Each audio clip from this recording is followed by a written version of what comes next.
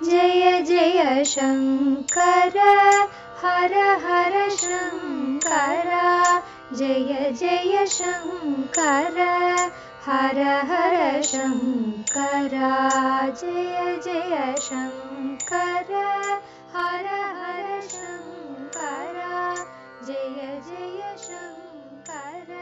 சமூக தனிவாழ்க்கை நெறிகள் தெய்வத்தின் குரல் 3ஆம் பாகம். உபவாசம். உபனிஷத்தில் உபவாசம். உபனிஷத்திலேயே பட்டினி போட்டு விரதம் இருப்பதை பிருஹதாரண்யகம் 4.4.22 சொல்லியிருக்கிறது. ஆத்மாவை அடைவதற்கு பிராமணன் அத்தியனம், யக்ஞம், தானம், தபஸ், உபவாசம் முதலியவற்றை அனுஷ்டிக்கிறான் என்கிற இடத்தில் அது உபவாசம் இருப்பதை சொல்லியிருக்கிறது. அநாச்சகேன என்று உபனிஷத்தில் உபவாசத்தை குறித்திருக்கிறது. அச்சனம் என்றால் சாப்பாடு, ஆச்ச என்றால் சாப்பிடுவது, அநாச்சகேன என்றால் சாப்பிடாமல் இருப்பதால், சாப்பிடாமல் உபவாசம் இருப்பதால் ஆத்மாவை அடைய முயல்கிறார்கள் என்று உபனிஷத் சொல்கிறது. ஆச்சாரியாள் கண்ணனின் மிதவாதம். இதற்கு ஆச்சாரியாள் ரொம்பவும் பிலாசபிக்கலாக பாஷ்யம் செய்துவிட்டார். சாப்பாடு இல்லாமல் இருப்பதென்றால் போஜன நிவிருத்தி என்று அர்த்தமில்லை. வெறுமே போஜனத்தை விட்டால் பிராணன்தான் போகுமே தவிர ஆத்ம ஞானம் வந்துவிடாது. அதனால் இங்கே அச்சனம், அதாவது சாப்பாடு என்று சொன்னது ஆசை அனுபோகங்களைத்தான். காம நுகர்ச்சியை விடுமாறே இந்த மந்திரம் சொல்கிறது என்று பாஷ்யம் பண்ணியிருக்கிறார். ஆனால் இம்மாதிரி ஆசை அற்றுப்போவதற்கும் பட்டினி கிட்டினி கிடந்து விரத உபவாசம் இருப்பது உதவத்தான் செய்கிறது. அதுவும் ஆச்சாரியாளுக்கு தெரியாததில்லை. நம் மதத்தை மற்ற மதங்கள் அடித்து கொண்டு போக இருந்தபோது மீட்டு கொடுத்தது அவர்தான். ஞான மார்க்கம் என்று தியான விசாராதிகள் பண்ணுவதை மட்டும்தான் அவர் மீட்டு ரட்சித்து தந்தார் என்றில்லை. நம்முடைய பூஜா பத்ததிகள், கோயில், குளம், உற்சவம், பண்டிகை, விரதம் எல்லாவற்றுக்குமே புனர்ஜீவன் தந்தவர் அவர்தான்.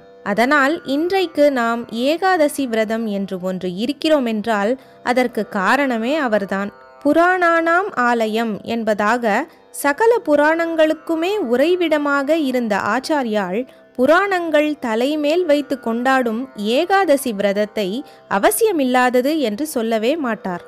இங்கே அவர் சொல்லுவது என்னவென்றால், ஏகாதசி மாதிரி பட்சத்துக்கு ஒரு நாள் சுத்த பட்டினி போடுவதையல்ல, இனிமேலே சாப்பிடுவதே இல்லை என்று உண்ணாவிரதம் இருந்து சாதனை பண்ணுவதை தான் சொல்கிறார். அந்த மாதிரி ஒரே தீவிரமாக போகிறதில் ஒன்றும் பிரயோஜனமில்லை.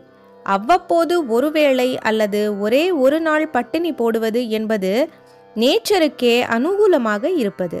ஒரேடியாக சாகிற மட்டும் உண்ணாவிரதம் என்றால் அது நேச்சரை எதிர்த்து கொண்டு போவதாகும். அப்போது நேச்சரும் பழி வாங்கும், உடம்பை சித்திரவதை பண்ணும். அந்த வதையை நினைத்து கொண்டு அதை சமாளிக்க எத்தனிப்பதிலேயேதான் மனஸ் போகுமே தவிர சாதனா லட்சியத்தில் ஈடுபட்டு நிற்காது. இம்மாதிரி தன்னைத்தானே குரூரமாக வருத்தி கொள்கிற வழிகள் ஆச்சாரியால் ஒப்புக்கொள்ளாததால் தான் இப்படி சொல்கிறார். கிருஷ்ண பரமாத்மாவும் எக்ஸ்ட்ரீம்களை வேண்டாம் என்றுதான் சொல்கிறார். நாத்யஷ்னதஸ்து யோகோஸ்தி ந சைகாந்தம் அனஸ்னதஹ யுக்தாஹார ஸ்ய யோகோ பவதி துக்கஹா. பெருந்தீனி தின்கிறவனுக்கும் யோகம் வராது, ஒரேடியாக பட்டினி கிடக்கிறவனுக்கும் யோகம் வராது. யுக்தமான அளவு மிதமாய் சாப்பிடுகிறவனுக்கே யோகம் சித்தித்து துக்கத்தை போக்கும் என்கிறார். குறிப்பு: பகவத்கீதை 6.16-17. ஒரேடியாக பல நாள் சேர்ந்தாற்போல் உண்ணாவிரதம் கிடப்பது நம் சாஸ்திர சம்மதமல்ல. அது ஒரே ஓய்ச்சலில் கொண்டுவிட்டு மனசையும் சுத்தி பண்ணுவதற்கு பதில் ஒரேடியாக பலகீனமாக்கி பைத்தியத்திலோ ஸ்மரணை தப்புவதிலோதான் கொண்டுவிடும். பகவத் ஸ்மரணையில் ஸ்டெடியாக நிற்க பண்ணாது.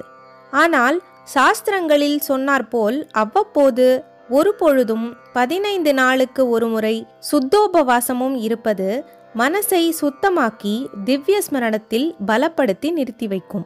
ரொம்பவும் தீவிரமாகவும் ஃபோர்ஸ்டாகவும், அதாவது வலுக்கட்டாயமாகவும் உபவாசாதிகளை அனுஷ்டித்தால் எல்லாம் சிதறி பிரயோஜனமில்லாமல் போய்விடும்.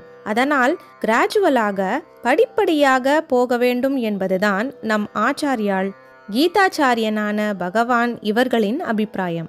அவர்கள் சொன்ன கான்டெக்ஸ்டில் அடியோடு நிராகரிப்பது போல அழுத்திச் சொல்லும்படி ஆகிவிட்டது.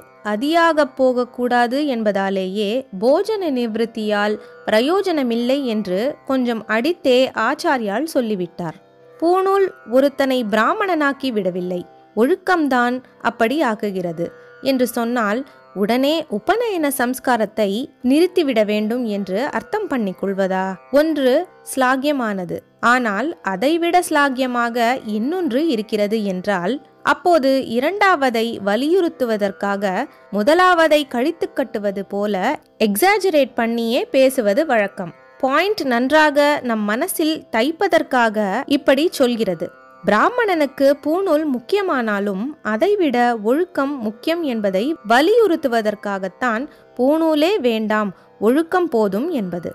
திருக்குறளில் 1000 யாகத்தை விட ஒரு பிராணியை கூட ஹிம்சை செய்யாமல் இருப்பது உசத்தி என்று சொல்லியிருப்பதும் இப்படித்தான். தெய்வத்தின் குரல் முதல் பகுதியில் பரோபகாரம் என்ற உரையும், இரண்டாம் பகுதியில் வேதம் என்ற உரையில் ஜீவஹிம்சை செய்யலாமா என்ற உட்பிரிவும் பார்க்க.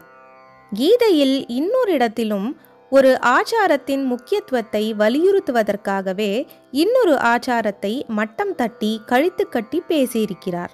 அக்னியை விட்டுவிட்டதால் ஒருத்தன் சந்நியாசி இல்லை, கர்மாவை விட்டுவிட்டதால் ஒருத்தன் சந்நியாசி இல்லை என்று அங்கே பகவான் சொல்கிறார். ச சந்நியாசி ச யோகி ச ந நிரக்னிர் ந சாக்ரியஹ. கீதை 6.1. சந்நியாசிக்கு அக்னிஹோத்திரம், ஔபாசனம், யக்ஞம் முதலான அக்னி காரியம் எதுவும் கிடையாது. அவனுக்கு மற்ற பூஜை முதலான கர்மாக்களும் சமூக கடமைகளும் கூட கிடையாது. இது சகல சாஸ்திரங்களாலும் ஏற்படுத்தப்பட்ட சந்நியாசிரம தர்மமாகும். அப்படி இருக்க நிரக்னி, அதாவது அக்னியை விட்டவன், அக்ரியன், அதாவது கர்மா இல்லாதவன் என்பதால் ஒருத்தன் சந்நியாசி ஆகிவிட மாட்டான் என்றால் எப்படி சரியாகும்? இதற்கு ஸ்லோகத்தின் இன்னொரு வரியை, இதற்கு முந்தி வருகிற முதல் வரியை பார்க்க வேண்டும். அதிலே அனாஸ்ரிதா கர்ம பலம் காரியம் கர்ம கரோதி யஹ என்கிறார். தானாக எந்த காரியம் வந்து வாய்த்தாலும் அதை தான் பண்ணுகிறோம் என்ற உணர்ச்சி இல்லாமல் பண்ணிக்கொண்டு அந்த கர்மாவின் பலனை கொஞ்சம் கூட கருதாமல் இருப்பதுதான் உண்மையான சந்நியாச லட்சணம் என்பது பகவான் அபிப்பிராயம். அதைத்தான் இந்த வரியில் சொல்லியிருக்கிறார்.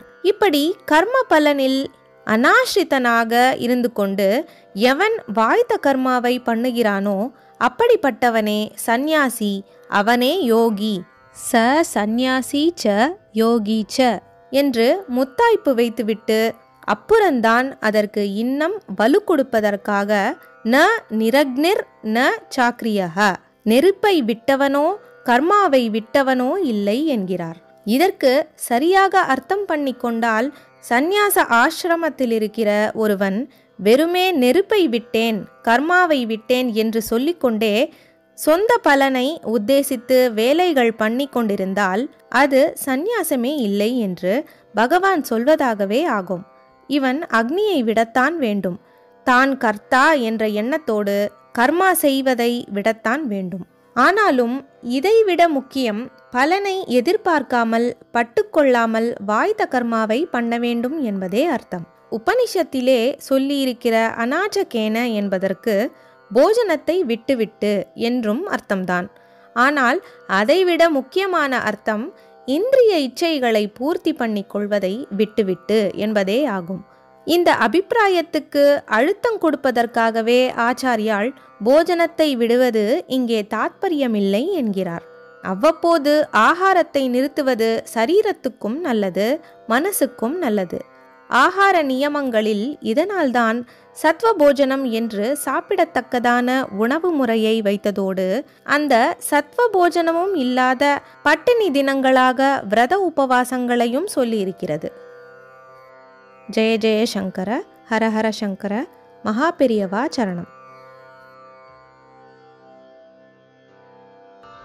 ஜெய ஜெய சங்கர, ஹர ஹர சங்கர, ஜெய ஜெய சங்கர, ஹர ஹர शङ्करा जय जय शङ्कर हर हर